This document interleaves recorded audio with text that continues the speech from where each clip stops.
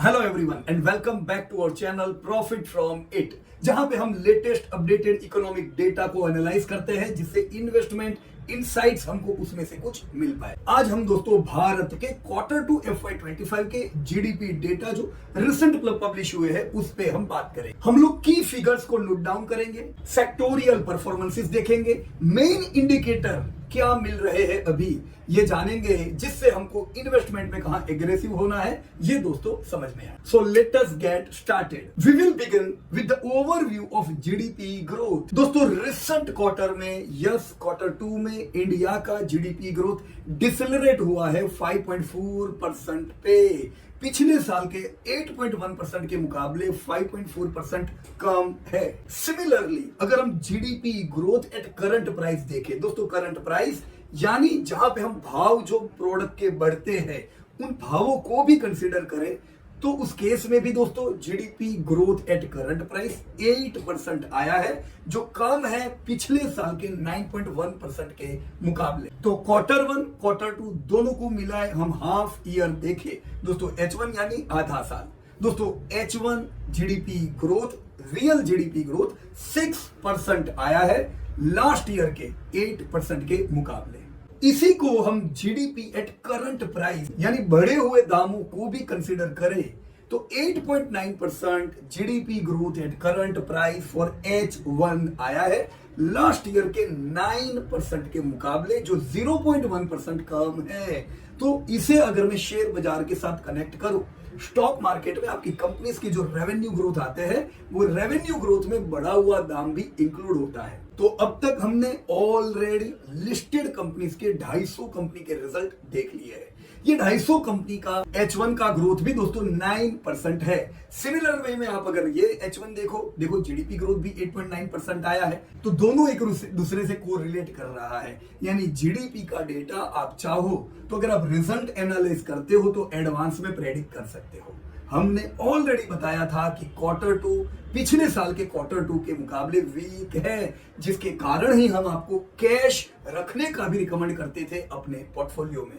ये slow down दिखा है अलग अलग सेगमेंट में, जिसमें ज्यादातर मैन्युफैक्चरिंग और माइनिंग ये दोनों पे इफेक्ट देखी गई है। दोस्तों खास करके मैन्युफैक्चरिंग सेक्टर जो एक्सट्रीमली स्ट्रॉन्ग होता जा रहा है इंडिया में, यहां पे भी क्वार्टर 2 में हमने स्लो डाउन देखा है। आइए दोस्तों इन फिगर्स को अनपैक करें जिससे और इंसाइट हमें यहां से मिल पाए। तो दोस्तों हम चलते हैं पार्ट 2 यानी सेक्टर एनालिसिस पे। दोस्तों प्राइमरी सेक्टर की अगर हम शुरुआत करें तो प्राइमरी सेक्टर में एग्रीकल्चर सेक्टर जो टेपिड ग्रोथ दिखा था पिछले कई क्वार्टर्स में, इस बार एग्रीकल्चर में 3.4% का ग्रोथ दिखा है, जो एग्री के हिसाब से अच्छा ग्रोथ। एग्री में खास करके मानसून बड़ा रोल प्ले करता है दोस्तों। पिछले साल बिलो एवरेज रेन था जिसने आपके एग्री आउटपुट को दोस्तों अफेक्ट किया था। अभी जो रेनी सीजन गया दोस्तों रिसेंट, हमने 8% अबाउ एवरेज रेनफॉल देखा, जो पॉजिटिव आउटपुट बन के उभरेगा अभी एग्रीकल्चर और आगे चलते दूसरे सेक्टर के लिए भी। तो पिछले साल की लो मानसून की इफेक्ट आपने एग्रीकल्चर में भी देखी और यही इफेक्ट हमने कंजप्शन में भी दोस्तों पूरे साल देखी है। पर अब क्या अच्छी बरसात एग्री और कंजप्शन को भी बूस्ट करेगा, और कंजप्शन बूस्ट होगा दोस्तों मैन्युफैक्चरिंग के लिए भी ये पॉजिटिव रहेगा, पर अभी नहीं, अभी का डेटा नेगेटिव है। प्राइमरी सेक्टर का ही एक पार्ट माइनिंग दोस्तों कॉन्ट्रैक्ट हुआ है 0.1%,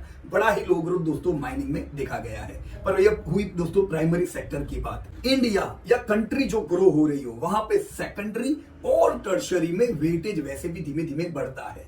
तो सेकेंडरी सेक्टर जिसमें मैन्युफैक्चरिंग एक पार्ट है उसका क्या हाल है, ये आइए दोस्तों हम लोग देखें। तो सेकेंडरी सेक्टर में जब हम बढ़ते हैं, मैन्युफैक्चरिंग सेक्टर का ग्रोथ नोटेबली वीक रहा, सिर्फ 2.2% का ग्रोथ। और यही चीज आपने मैन्युफैक्चरिंग कंपनीज के रिजल्ट में भी दोस्तों देखी है।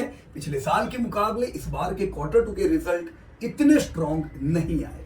पर दोस्तों इस जीडीपी डेटा की ब्राइट साइड देखें तो टर्शियरी सेक्टर ने कमाल किया है। टर्शियरी सेक्टर जिसमें ट्रेड, होटल, सर्विसेज, फाइनेंस वगैरह सेगमेंट आते हैं, यहाँ पे दोस्तों 7.1% का एक तगड़ा ग्रोथ देखा गया है, जो ये बता रहा है कि जब जीडीपी ग्रोथ वीक हो ऐसे समय पे भी सर्विस सेक्टर स्ट्रॉन्ग काम कर रहा है।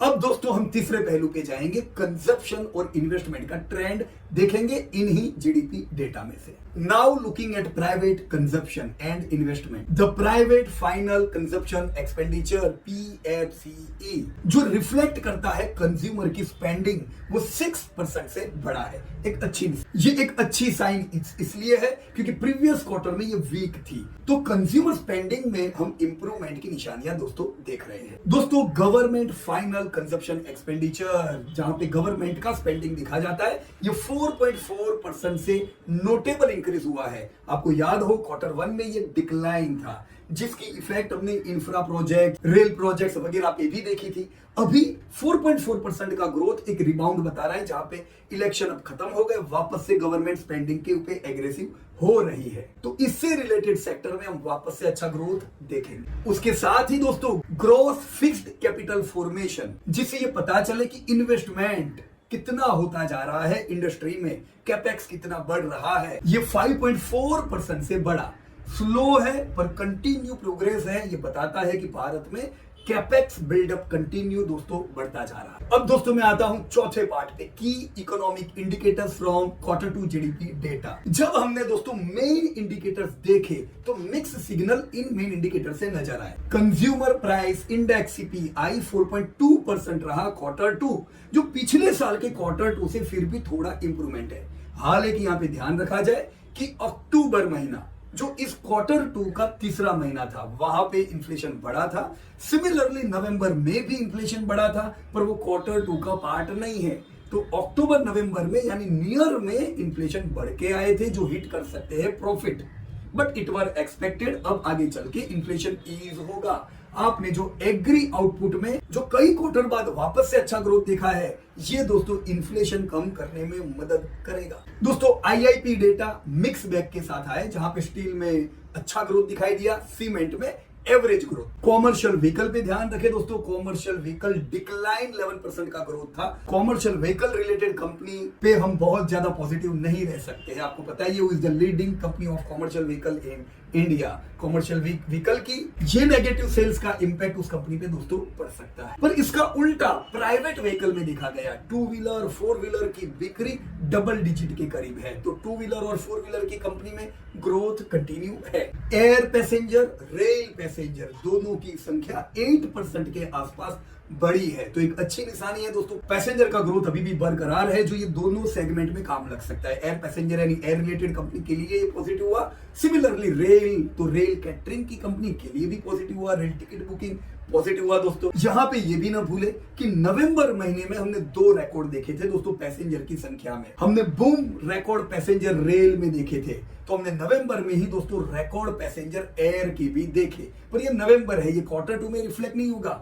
क्वार्टर 3 के लिए भी हम अभी से पॉजिटिव रह सकते हैं। और एक इंपॉर्टेंट डेटा मुझे मेन इंडिकेटर से मिला, बैंक क्रेडिट 13.7% का ग्रोथ बैंक क्रेडिट में क्वार्टर 2 में पाया गया, जो हमने ऑलरेडी रिजल्ट में भी देखा है दोस्तों। आपकी बैंक्स के ग्रोथ बढ़िया है, चाहे प्राइवेट बैंक हो चाहे गवर्नमेंट बैंक हो, PSU प्राइवेट बैंक्स, दोनों प्रकार की बैंक्स ने क्रेडिट ग्रोथ एकदम तगड़ा किया है। हालांकि दोनों प्रकार की बैंक्स पे प्रॉफिट पे प्रेशर है हाई इंटरेस्ट रेट की वजह से, पर डिमांड में कोई। इन सब चीजों से इन्वेस्टर को क्या देखना चाहिए, इंप्लीकेशंस बाय इन्वेस्टर्स। सो मेरा सवाल है आपसे, what does this all mean for you as an investor. दोस्तों जो रोबस्ट ग्रोथ हमने टर्शियरी सेक्टर में देखा, ट्रेड, होटल, फाइनेंस, सर्विसेज, ये सेक्टर हमारे लिए एक बढ़िया अपॉर्चुनिटीज दोस्तों इन्वेस्टमेंट की क्रिएट करते हैं। आप इन्वेस्टेड हो, बने रह सकते हैं।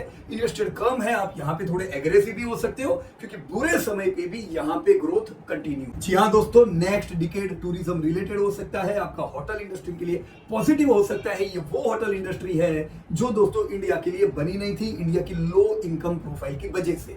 पर अब जिस प्रकार से इंडियन की इनकम बढ़ रही है, होटल इंडस्ट्री भी हमारे फोकस में होनी चाहिए। पास्ट में हमने ऑलरेडी देखा कि इंडियन होटल, जो टाटा ग्रुप, ताज और सब जो इसमें आता है, कैसे निफ्टी 50 का पार्ट थे एक जमाने में, पर लो ग्रोथ इनकंसिस्टेंट प्रॉफिटेबिलिटी की वजह से आज वो निफ्टी 50 में नहीं है, इनफैक्ट निफ्टी 100 का पार्ट है। क्यों? क्योंकि होटल इंडस्ट्री इंडिया के लिए नहीं बनी थी, पर कंसीडरिंग दिस डेटा हम देख सकते हैं आने वाले समय में होटल इंडस्ट्री में तगड़ा ग्रोथ होना है, तो यू कैन फोकस। यहाँ पे एक खुशखबरी भी है दोस्तों, कुछ समय में मेरे ख्याल से नेक्स्ट 1 to 2 क्वार्टर में हम आईटीसी को डिमर्ज होता देखेंगे, जहां पे आईटीसी होटल इंडिविजुअली लिस्ट होगी, जो एक बढ़िया अपॉर्चुनिटी बनके आ सकती है। होटल फोकस सेगमेंट, आईटीसी एक डेट फ्री कंपनी, इंडिया की 3rd लार्जेस्ट होटल ग्रुप, अभी ईआईएच को भी इन्होंने लिया, तो ये इनको एक अच्छे स्टांस पे दोस्तों खड़ा करते हैं। ऑलराइट, तो आने दो आईपीओ, देखेंगे उस समय। हालांकि मैन्युफैक्चरिंग में जो स्लगिशनेस है, माइनिंग में जो स्लगिशनेस है, वहां पे थोड़ा कॉशियस स्टांस चाहिए।